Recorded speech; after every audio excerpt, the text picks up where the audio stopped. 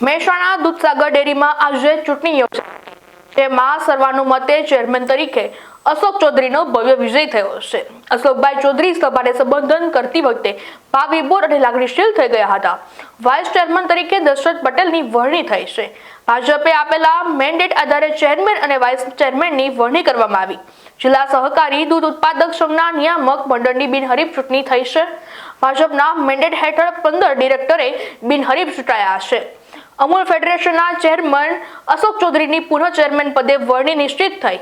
ચૂંટણી પ્રક્રિયા માટે પ્રદેશ નિરીક્ષકોની ટીમે સાંસદ ધારાસભ્યોનો સેન્સ લીધો હતો.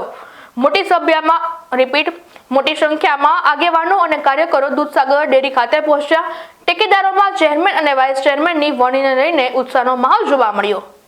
કે કઈ રીતે લોકોને ઉપયોગી થવું, કઈ રીતે આપણે લોકોને સાચા રસ્તે સારા વહીવટ તરીકે એમને અંદર દાખલ કરવા, આ બધું જ ઘણું બધું એમનામાંથી જ્યારે શીખ્યું છું ત્યારે દૂધસાગર ડેરીમાં કઈ રીતે આપણે ખર્ચ ઘટાડી શકીએ, ખોટા ખર્ચો કઈ રીતે ઘટાડી શકીએ, એ પૈસા જે બચત થાય એ પશુપાલકોને કઈ રીતે આપણે વધારે આપી શકીએ, આવી સતત ચિંતા કરતા આપણા ચેરમેન આજે અશોકભાઈ ચેરમેન બન્યા છે.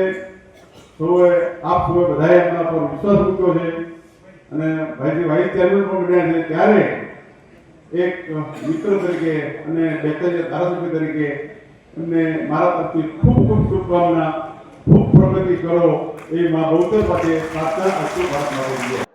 ઘણા વર્ષો પછી આખું નિયામક મંડળ સમરસ થયું છે અને આજે ડેરીના ચેરમેન વાઇસ ચેરમેનની ચૂંટણી હતી. એ ચૂંટણી પણ સમરસ થઈ છે. ત્યારે હું દેશના પ્રધાનમંત્રી આદરણીય નરેન્દ્રભાઈ મોદી સાહેબનો, દેશના ગૃહ અને સહકાર મંત્રી આદરણીય અમિતભાઈ શાહ સાહેબનો દૂધસાગર પરિવાર વતીથી આભાર માનું છું. સાથે સાથે ગુજરાતના મુખ્યમંત્રી ભૂપેન્દ્રભાઈ પટેલ સાહેબનો, આપણા પ્રદેશના અધ્યક્ષ વિશ્વકર્મા સાહેબનો પણ હૃદયપૂર્વક આભાર માનું છું.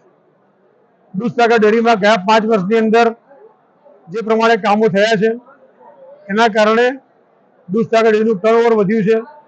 દૂધસાગર ડેરી રાજ્યની અન્ય ડેરી જેટલી ભાવો આપતી ડેરી બની છે. દૂધનો ભાવ વધારો પણ દર વર્ષે વધતો જાય છે. ત્યારે અમારું નિયામક મંડળ ફરીથી આજે સંકલ્પ કરે છે કે આવનારા 5 વર્ષની અંદર પશુપાલકોને દૂધના સારા ભાવ આપીશું.